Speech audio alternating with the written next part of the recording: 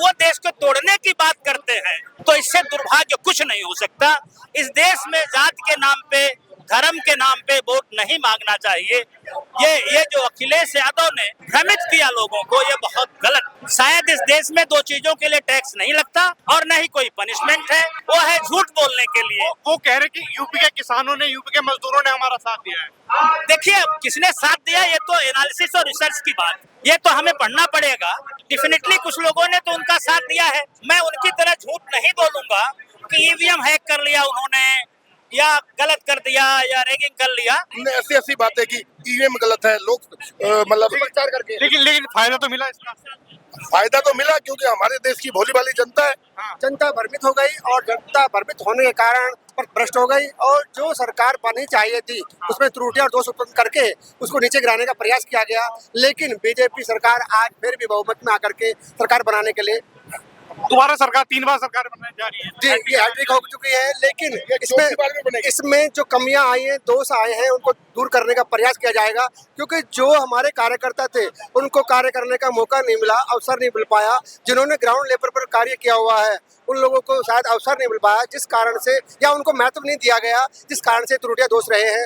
और दुराचारी, व्यभिचारी, भ्रष्टाचारी जो दुष्प्रवृत्ति वाले व्यक्ति थे, जिन्होंने एकत्रित होकर के सरकार में देशद्रोह का वातावरण उत्पन्न किया है, उसको भी दूर करने का प्रयास किया जाएगा। राहुल गांधी की भारत जोड़ो यात्रा का कितना फायदा इस चुनाव में उन्हें हुआ है? ये उसकी भारत जोड़ो यात्रा का प्रभाव नहीं था, बल्कि जो इन्होंने दुष्प्रभाव डाला कि संविधान खतरे में है और भारत की एकता अखंडता जो है नष्ट होने जा रही है। जबकि जब से एक यहाँ राम मंदिर बना, एकता अखंडता हुई है, लोगों में जागृति हुई है, भारतीय संस्कृति सभ्यता से प्रवृत्त होकर के आज भी हम जीत के कगार पर हुए हैं।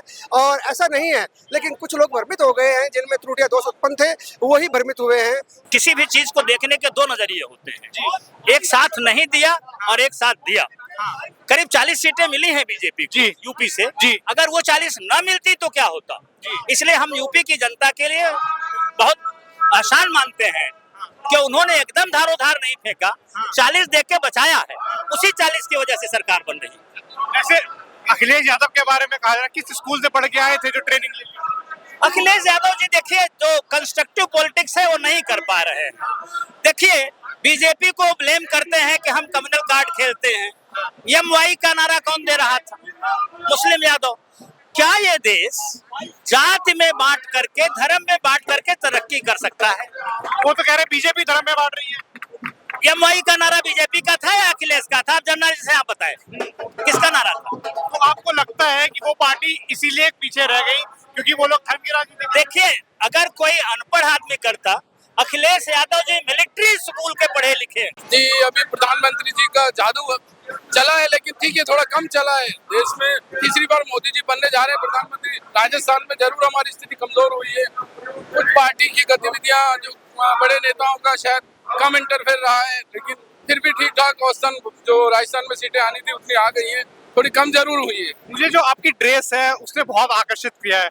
मुझे बताइए कि आपने स्पेशल बनवाई है? जी सर, ये स्पेशल आज के दिन के लिए बनवाई थी। थोड़ा दिखाएंगे पीछे से भी एक बार?